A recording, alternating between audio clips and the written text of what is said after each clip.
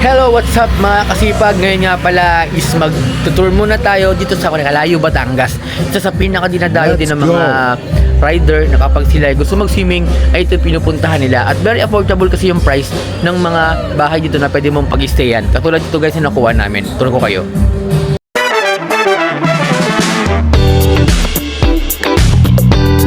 Kasipag Vlog! Ayan guys, dito kung mapapansin nyo guys is ito yung nirentahan namin na bahay na tutulugan namin mamaya. At ang maganda dito is may parking na siya sa mismong harap ng mismong nirentahan natin. Alright guys, ito nga pala yung pinakaloob ng bahay na nirentahan namin dito sa Kalayo, Batangas. Isa to sa mga dinadayo ng mga riders kapag gusto nila mag-swimming at biglaang swimming ng mga kamagkakaibigan. Tara, dito guys kung mapapansin nyo dito sa labas is makikita nyo dito yung sala na pwede nyo pagkainan kapag nagugutom kayo o pwede nyo pagbandingan kapag gusto nyo mag-inom. And then also, kung makikita nyo guys, ito yung mga gamit sa loob na pwede mong gamitin kasi free na siya. Ang maganda dito is 3,000 lang yung magiging bayad mo dito pero free na lahat. Meron na siyang CR na maganda and then meron na siyang mga plato at kutsara na hindi mo na kailangan bumili sa labas. And then meron siyang free na tubig and then meron siyang kawali na pwede mong paglutuan at pwede mong pagsaingan.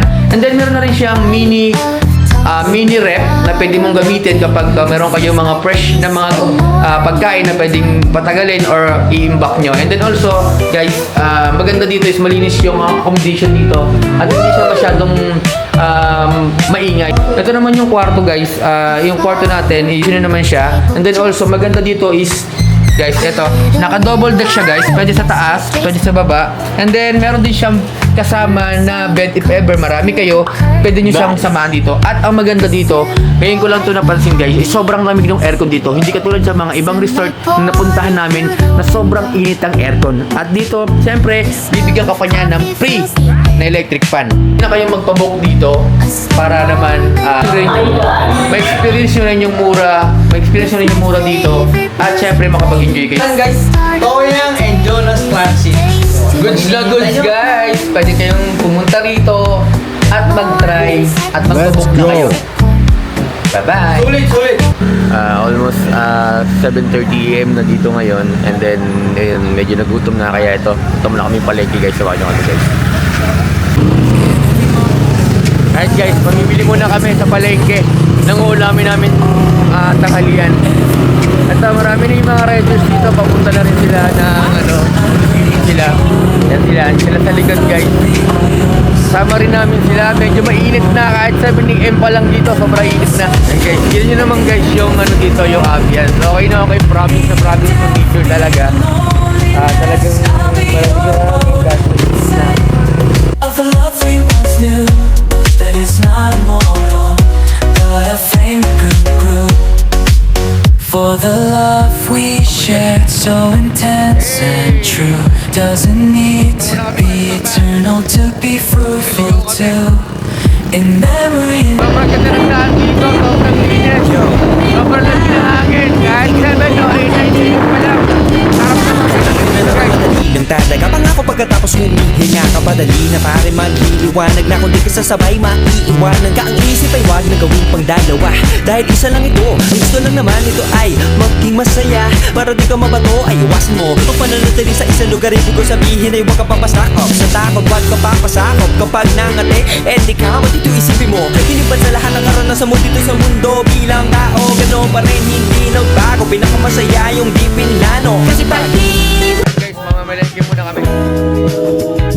Makangalangalin pa. Kami ng pangkilaw dito wala ate. Halagang 300. Apo.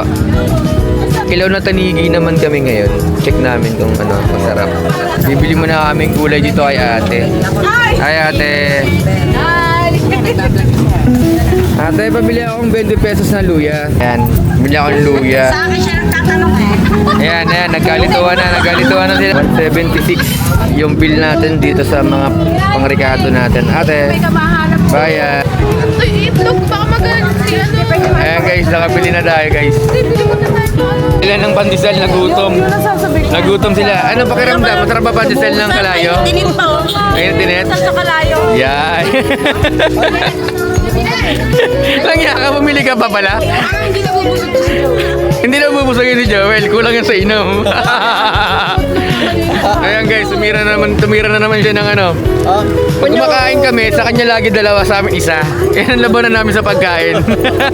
Parang ang laki ng mga bulato sa tiyan neto. Ayan, sana umulan para di mainit sa kalayo. Sakto-saktong maligo to. Yan, malakas ang mga tama nyo kagabi, no? Naghahanap ako ng tao dun sa labas. Wala ng tao sa loob. Saan yung mga yun? Tangina, may umaawat na pala si Honey.